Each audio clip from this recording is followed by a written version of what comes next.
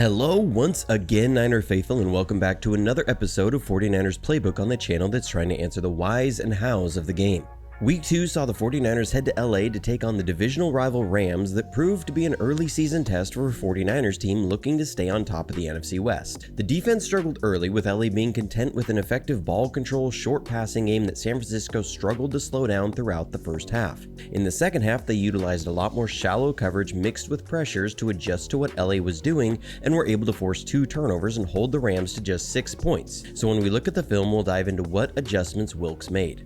On offense, they mostly found success scoring 30 points behind a varied attack of swing passes, strong running from Christian McCaffrey, and an efficient game by Brock Purdy. There were some misses though, and even with scoring 30, it felt like they left some meat on the bone. Something that you surely won't do if you order from our newest sponsor, White Oak Pastures. We all know that a healthy diet is the foundation to a healthy life, and for many of us, giving up things like beef and pork proved really difficult. But what if there were healthier, more responsible options? Quality meat shipped right to your door, flash frozen at the farm.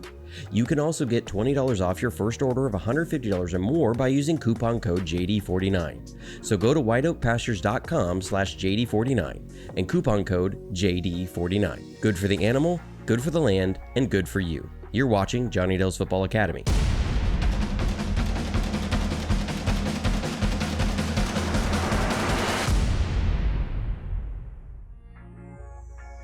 Early on, the Rams were able to find success in the quick passing game, and some of it was good design by Sean McVay to stress what the 49ers like to do.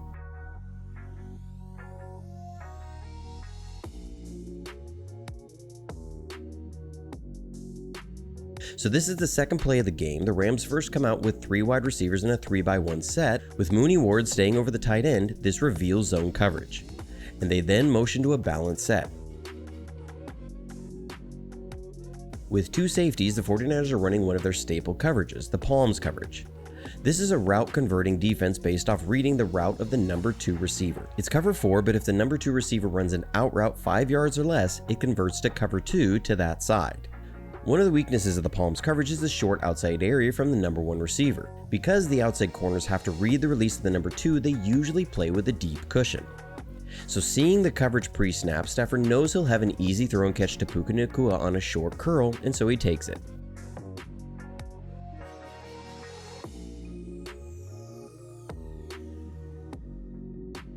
Later, we're in cover 3 zone. This is supposed to be a cover 3 buzz, and there's a miscommunication on which side the safety is supposed to be. Hufanga and Gibson play this opposite how everyone else plays it, but it doesn't matter because LA is just going to come with a bunch set, condensed, and run an out route.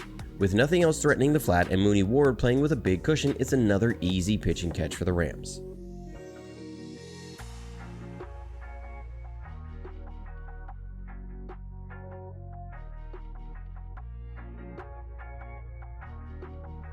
On the next drive, we come out in Tampa 2 zone.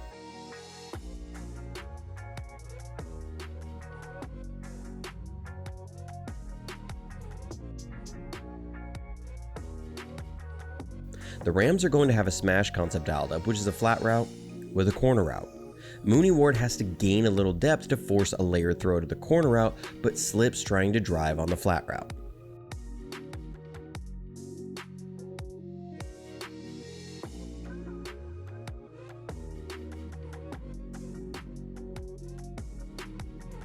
So now Wilks is going to come out in man.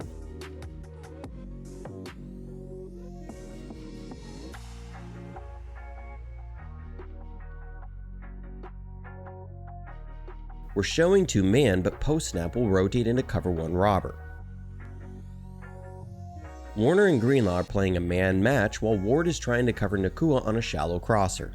He gets picked by Fred Warner, giving up a chunk gain.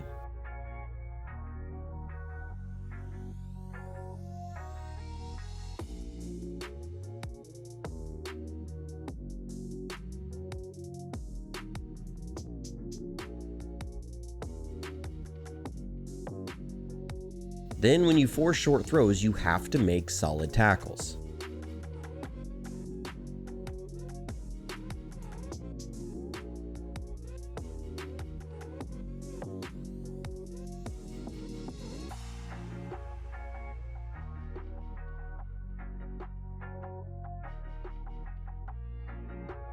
On other plays, some of it was just mistakes.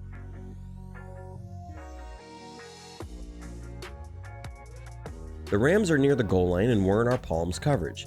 They just run a screen and Greenlaw takes a bad angle. Gibson is there for a safety fit, but with Greenlaw over pursuing, it makes an easy lane for Williams to get in for the score.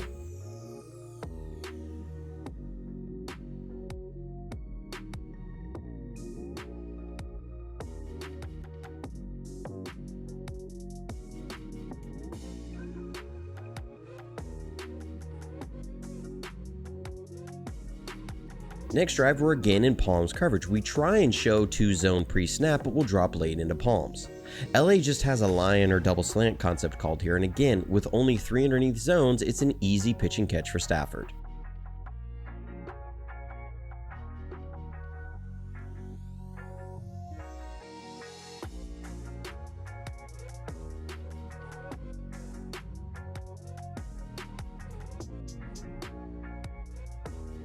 We then give up another completion.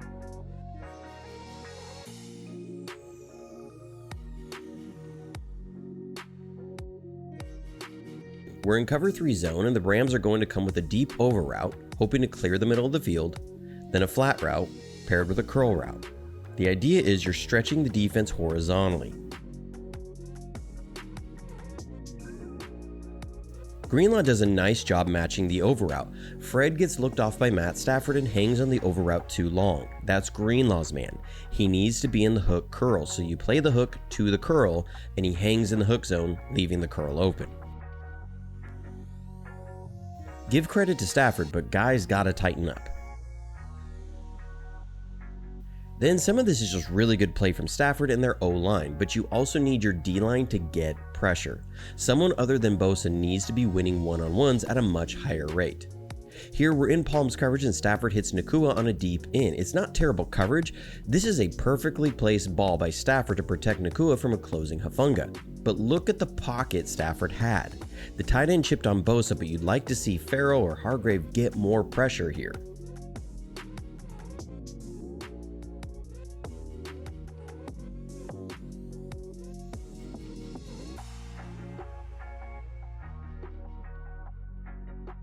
On LA's TD run, we're slanting the line and Farrell gets washed too far down. If he's able to maintain contain, Fred's got an open shot on Williams, but instead, it's a touchdown.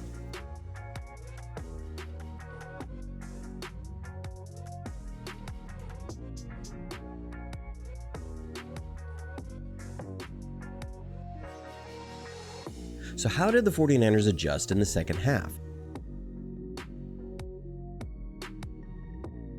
Here we're again in our palms coverage and LA is running a spacing concept with an over route and a flat route. Once Ward sees the number 2 head to the flat, he attacks hard and makes a solid tackle for only a 3-yard gain.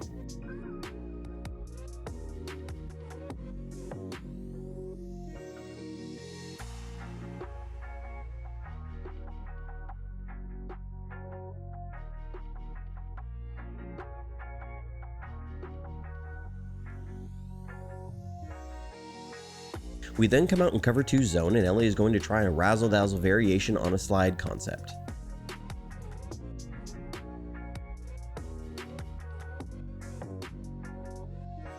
Things are tightened up and we cover it well. Stafford only gains a couple yards, having to scramble.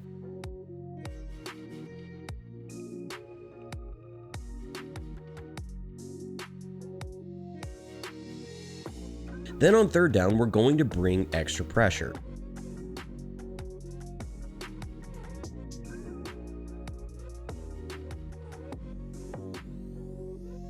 Fred Warner's coming on a blitz and we're going to man up the 2 receiver side while playing a match zone over the 3 receiver side. It takes away the curl route Stafford wanted, so he drops it down to the flat. The 5-man pressure forced Stafford to get rid of the ball even though he had the deep route open, and Isaiah Oliver makes a fantastic tackle to force 4th down and the Rams punt.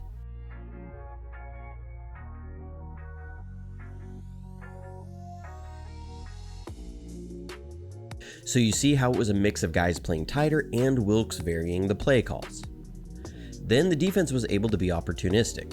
There's not a lot of analysis here. Tough break for Stafford when your running back lets the ball bounce off his hands up in the air.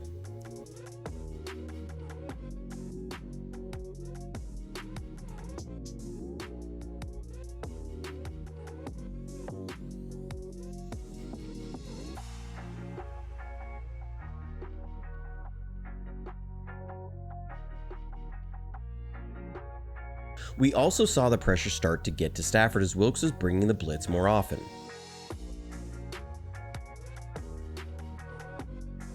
Here we're bringing Burks off the edge and that puts Bosa on the guard. Bosa rips through the guard and the running back help.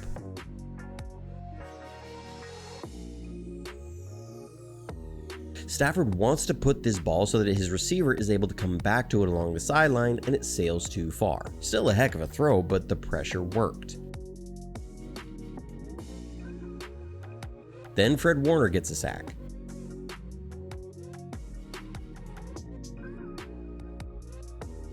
This is a well-designed pressure. We present 3 rushing threats to Fred's side, which will force the line to slide towards him to be able to account for everyone. We then run a stunt with him and Armstead, where Armstead will crash down, occupy the guard, and allow Fred Warner to loop around. And you see it work to perfection as Fred comes through unblocked for the sack.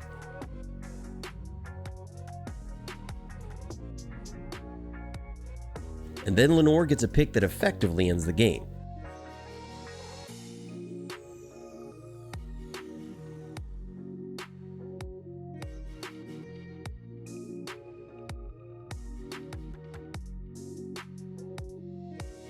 We're showing single high pre-snap and LA has a zone beater to the 3 receiver side with a backside post. Post-snap we shift into cover 2 man, which is soft over the middle, and so Stafford wants the post route, but Lenore did a great job. LA had been beating some man coverage with posts and digs a number of times, and this time Lenore is ready for it. He has really nice footwork on this and is able to undercut the route for the pick late in the 4th.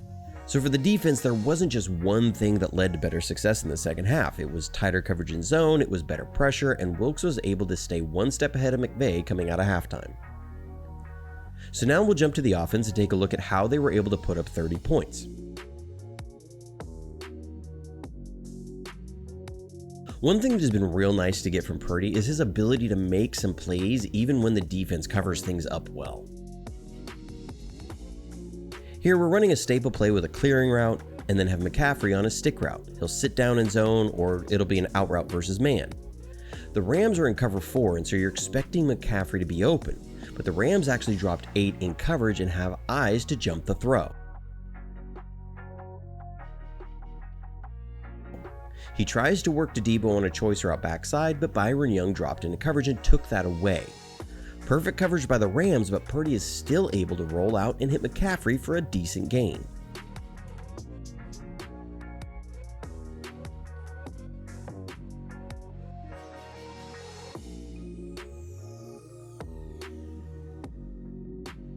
We also saw a gutsy performance from Brandon Ayuk, who has grown so much as a receiver.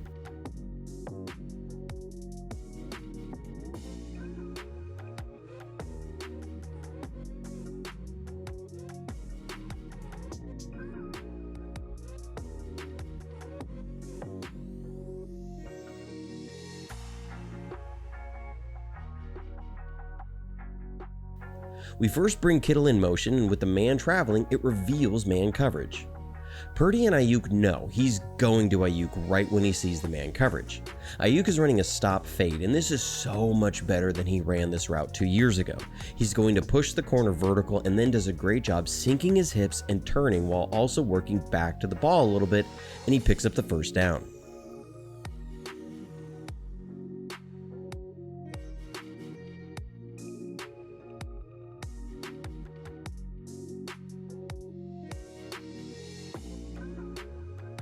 Then we get a big time conversion on 3rd and long.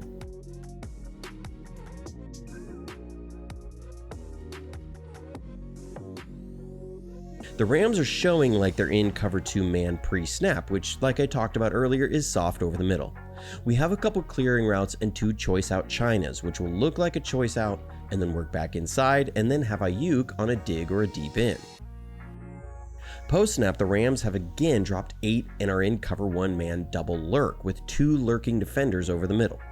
This is the epitome of what everyone always talks about on social media. You just have to take away the middle of the field. Well, easier said than done. The Rams have 3 inside help defenders in 8-man coverage and we still get Ayuk on the dig. And this is a heck of a route by Ayuk, and my goodness, what a throw by Purdy. With a chaotic pocket, he puts the ball in perfect location for Ayuk.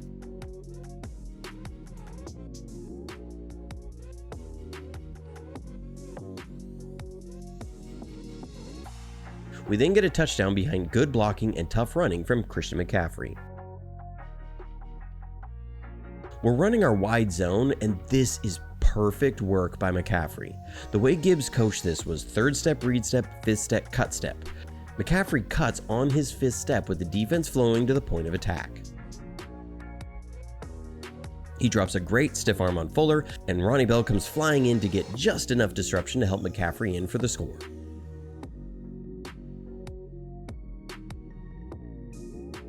The next drive, we're then able to get an explosive in the run game.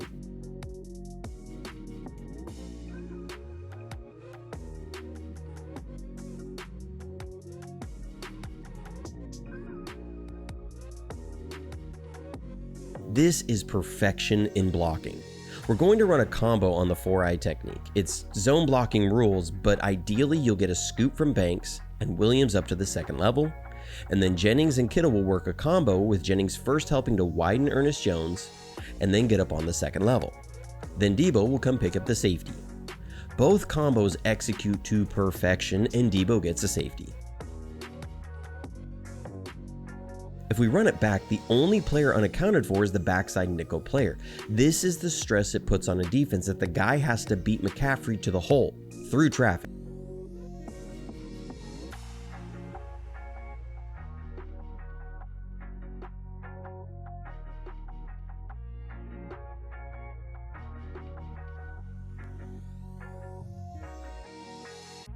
So when the wide zone is working with McCaffrey, it gives you so many options. Here, we're now running a reverse off that wide zone look and hit a big gain with Debo off the over pursuit from the defense.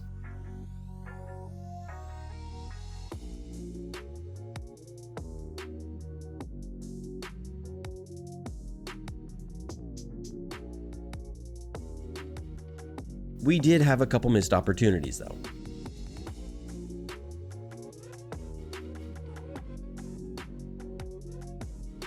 Here, we're trying to take a shot to Ayuk. The Rams are running a staple of Raheem Morris, cover 6, which is cover 2 plus cover 4. We have a sluggo route dialed up, which is a slant and go. Nice route by Ayuk to get Witherspoon to bite. It's a miss by Purdy, but at least his miss doesn't end up in a pick for the defense.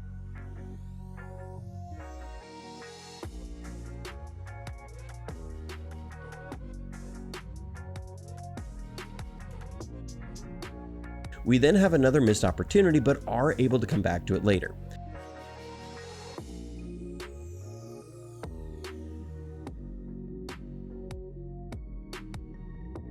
Here we're running a variation on a smash concept. Kyle calls this banner, with a choice out China paired with a corner route.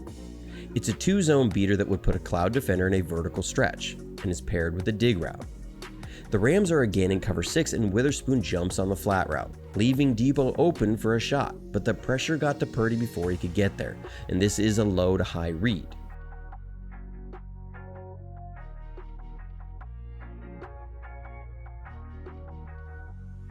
I'm going to skip ahead to late in the drive to end the first half just because I want to show how we came back to this. We're going to run the same play. The Rams are showing cover 6 pre-snap, but do end up rotating in a cover 3 zone, but the outside corner is still held by the flat route by Jennings. Purdy still got a ton of pressure on this play and has to throw fading back. If he's able to stand in the pocket, he probably gets enough on this throw where it doesn't hang up and he's got a touchdown. But it's still pass interference to set the team up at the 1-yard line. But you see how teams will spot this stuff in the game and then look to come back to it if it was there. Then Purdy guts it in on a sneak to end the first half and tie the game.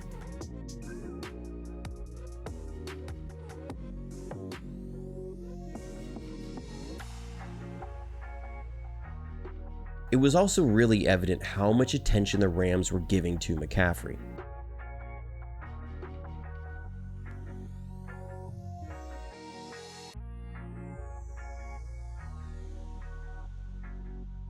Here we're running the same play again that we ran on the first drive of the game for a 3rd down conversion with clearing routes and choice routes and Ayuk on a dig.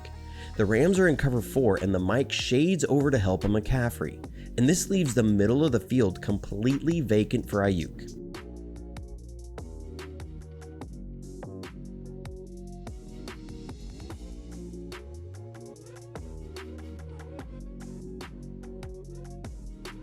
The drive does end with a 57-yard field goal, but after another miss.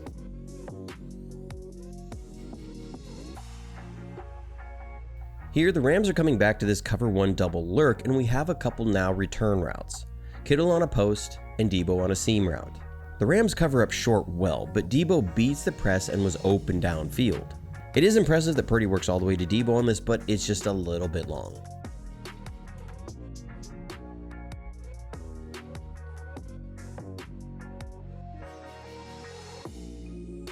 Overall, I was really surprised by how often the Rams dropped 8 in coverage.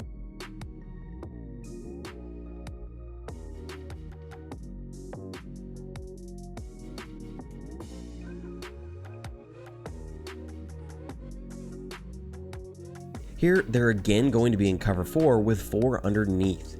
We're running our dagger concept, which is a seam route or post route paired with a dig or deep in route.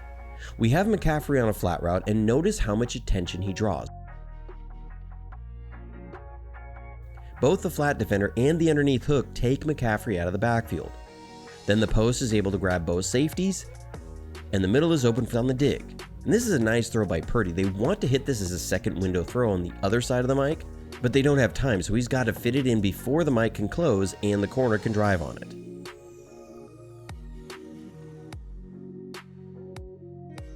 Then we get a chunk gain off a play we've tended to struggle hitting over the years. This is a leak play. It's your slide concept, but you have a player leak out on the backside. The Rams cover.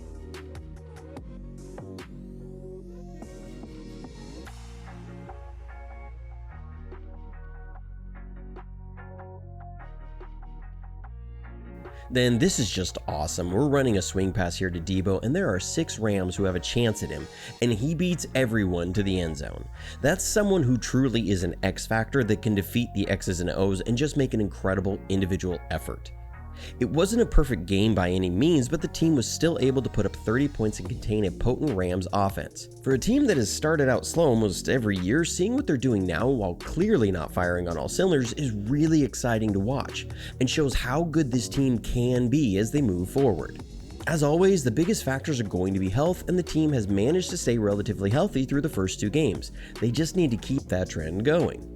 Thanks for watching, and make sure to like and subscribe if you haven't already, and if you'd like to support the channel in any way, I'll have links for that below. But as always, stay safe, stay healthy, and go Niners.